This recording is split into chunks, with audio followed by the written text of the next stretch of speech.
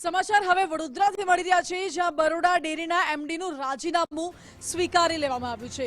ગતરોજ બોર્ડની બેઠક મળી હતી, જેમાં રાજીનામું મંજૂર કરવામાં આવ્યું છે। બરોડા ડેરીના એમડીએ રાજીનામું આપ્યું હતું અને બોર્ડની મીટિંગમાં રાજીનામું મંજૂર કરાયું છે। એપ્રિલ મહિનામાં પોતાના પદ પરથી તેમણે રાજીનામું આપ્યું હતું અને રાજીનામું સ્વીકારી લેવાયું છે। અંગત કારણોસર રાજીનામું આપ્યો હોવાનો ઉલ્લેખ પણ કરવામાં આવ્યો હતો। જો કે હવે મેનેજમેન્ટ દ્વારા ફેડરેશન સાથેની ચર્ચા બાદ નવા એમડીની નિયુક્તિ કરવામાં આવશે। અજય જોશીનું રાજીનામું હાલ તો બરોડા ડેરીએ સ્વીકારી લીધું છે। હવે નવા એમડી કોણ હશે તેને લઈને ચર્ચાઓ તેજ થઈ।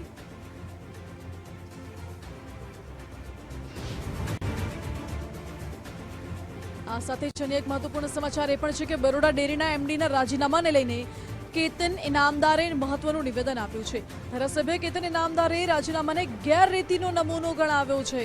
જી હા, બરોડા ડેરીમાં કૌભાંડને લઈ ફેડરેશને રાજીનામું લીધું તેવો આક્ષેપ ધારાસભ્યએ કર્યો છે। બરોડા ડેરીની તપાસ પર ભરોસો નથી તેવું પણ કેતન ઇનામદારે કહ્યું છે।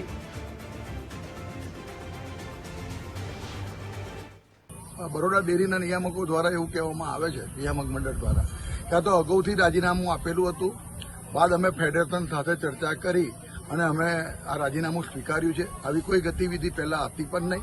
ફેડરેશને જ એમનું રાજીનામું માગ્યું છે અને એમનું રાજીનામું એમને ફરજિયાત આપવું પડ્યું છે।